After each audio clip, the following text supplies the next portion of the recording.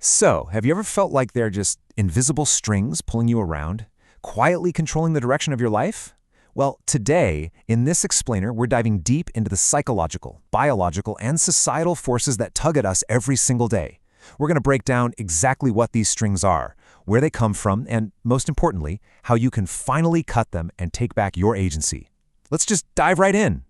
Because really, why do we feel so stuck? You play by the rules, right? You put in the long hours, and yet, bam, you constantly hit this invisible ceiling. It's that exact feeling of staring at your laptop at 11 p.m., totally drained, but feeling like you haven't actually moved an inch forward. You know you're capable of more, but day after day, it just feels like your psychic energy is leaking out, leaving you right back at square one. To understand why this keeps happening, we've got to look at how we automatically respond to the world around us.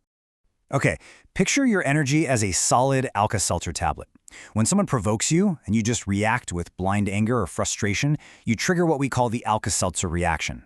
Your vital, internal energy literally starts fizzing away. And the person or the situation that provoked you, they literally consume it.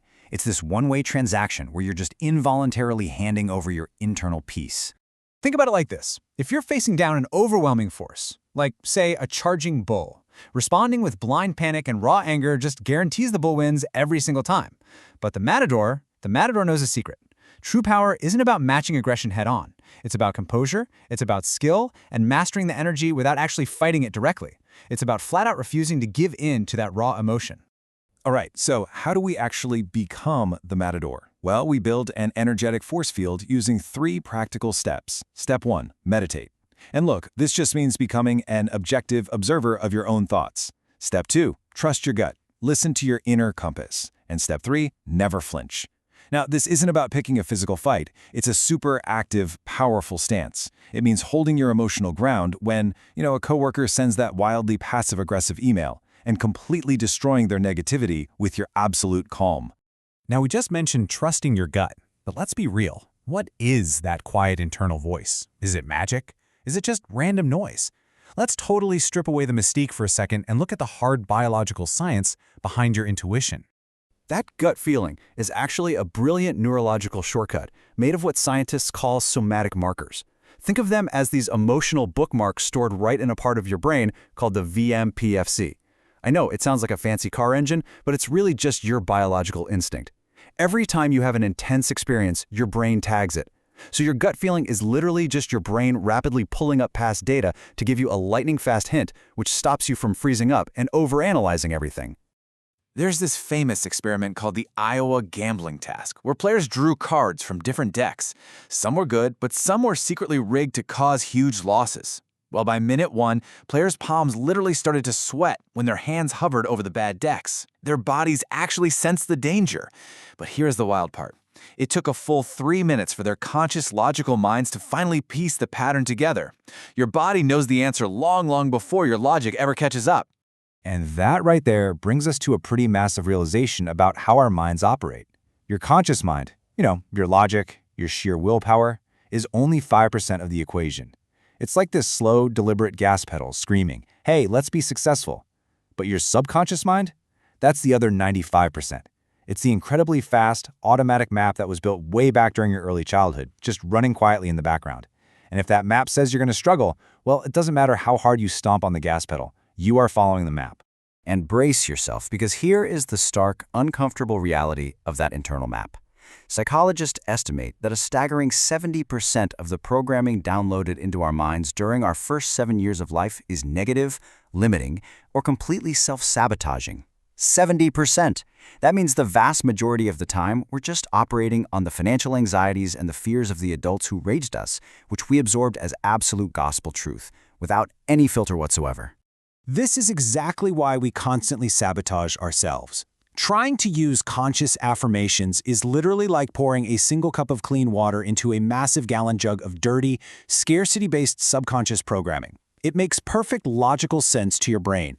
It's exactly why kids from scarcity backgrounds fail that famous marshmallow test. It is not a lack of willpower. Their internal program logically dictates, hey, good things never last. You better grab this right now. But look, you are not doomed to run on that glitchy old code forever. You can actually rewrite it. You have this built-in nightly system update window. Right as you drift off to sleep, your brain slips into the highly suggestible theta brainwave state. The conscious guard steps down, and the doorway to your subconscious swings wide open. By listening to new, empowering beliefs while you're in this state, you can bypass the firewall and literally install new files. You get to be the programmer. Now, it's not just our childhoods writing this faulty code. Society hands us a script, too. We call it indoctrination, but honestly, it's just the utterly exhausting game of coloring inside the lines. We are handed this invisible conformist's manual the day we're born, packed with unwritten rules. We end up wearing a compliance badge for a cultural play that we never, ever auditioned for. There's a quote that says, "Every time we shrink ourselves down to fit in, we're sewing that label right onto our own soul." Man, doesn't that hit hard? We try to buy belonging by selling off little pieces of who we are, just to fit into this plastic world. We force a laugh at a terrible joke, we nod our heads when we completely disagree. It is deeply, emotionally exhausting to live like that. So how do we break free from all this? From the past, and from society's grip? We have to completely shatter how we view our own struggles. Sigmund Freud taught etiology, basically cause and effect.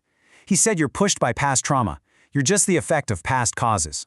But Alfred Adler introduced teleology, and it is this wildly different idea that you are actually pulled forward by your present goals.